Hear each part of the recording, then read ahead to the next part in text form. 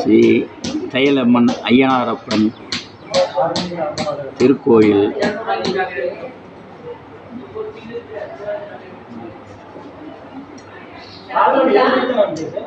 அன்பர்கள் அனைவருக்கும் மெய்யன்பர்கள் அனைவருக்கும் வணக்கத்துடன் தெரிவித்துக் கொள்வது என்னவென்றால், நமது குலதெய்வம் வந்த வழி எது என்று எங்களுக்கு செவிவழி செய்தியாக கிடைத்த தகவலை உங்களுக்கு சொல்லுகிறோம்.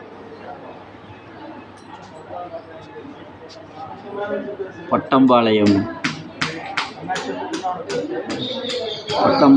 கிராமத்திலே பெருமாஞ்செட்டியார் என்கிற ஒரு தனவந்தர்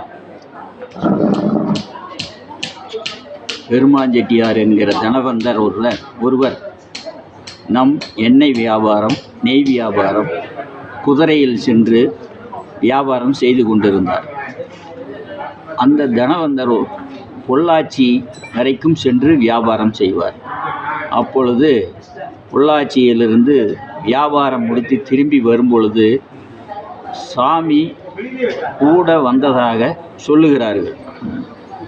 சாமி நமது பட்டம்பாளையம் வந்தவுடன் உடையாக்கவுண்டருக்கு சொந்தமான புளியந்தோப்பு பகுதியில் வந்தோடனே அந்த இடம் சாமிக்கு மனதுக்கு பிடித்து, நான் இங்கே இருக்கிறேன் அப்படின்னு அந்த இடத்துல சாமி இருக்க விருப்பப்பட்டு அங்கே சாமி உட்காந்துட்டாங்க. அப்போ அங்கே நம்ம பூசாரிகள்லாம் சாமி வச்சு பூசை பண்ணி வாக்கு கூறி சாமி கும்பிட்டு கொண்டு இருந்தார்கள். அந்த சூழ்நிலையிலே அந்த உடையா கவுண்டருடைய மனைவிக்கு வயிற்று வலி காரணமாக நமது பூசாரிகள் அங்கே சாமி ஆடிட்டு இருக்கிறாங்க. இந்த பூசாரிகளிடம் என்னுடைய வயிற்று வலி தீருமா என்று சாமியிடம் கேட்போம் என்று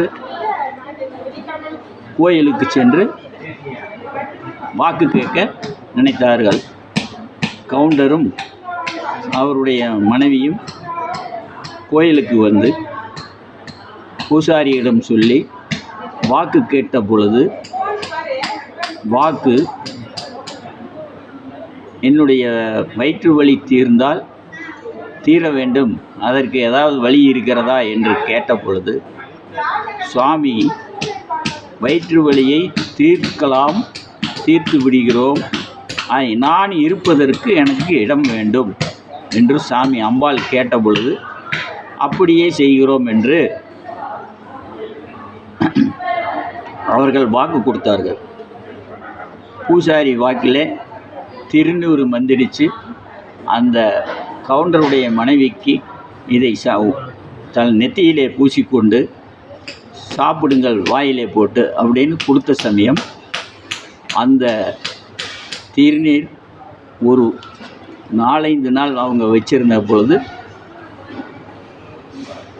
அவங்க உடம்பிலே மாறுதல் ஏற்பட்டு வயிற்று வலி இருந்த இடம் தெரியாமல் மறைந்தது. இதை கேள்விப்பட்ட, இதை கண்டுட்ட கவுண்டர் அவர்களும் மனைவி அவர்களும் இந்த இடத்துக்கு சாமி இருப்பதற்கு எழுதி கொடுத்து, இது உடையா கவுண்டர் அளித்த இடம், சாமி இருக்கும் இடம் உடையா கவுண்டர் அளித்த இடம். இந்த பிறகு நம்முடைய பூசாரிகள் அந்த சாமிக்கு தானமாக கொடுத்த இடத்தில் சிறிய கோயிலை கட்டி நமது சமூகத்தை சார்ந்த அனைவரும் கோயிலுக்கு சுவாமி கும்பிட்டு விட்டு சென்று கொண்டிருந்தார்கள். இன்று இது வளர்ச்சி அடைந்து பெரிய கோயிலாக வளர்ந்திருக்கிறது. மக்கள் அனைவரும் அதிகம் பயன்பெற்று பலன் பெற்று கொண்டிருக்கிறார்கள். நன்றி, வணக்கம். கொஞ்ச நேரம் ஆகுது.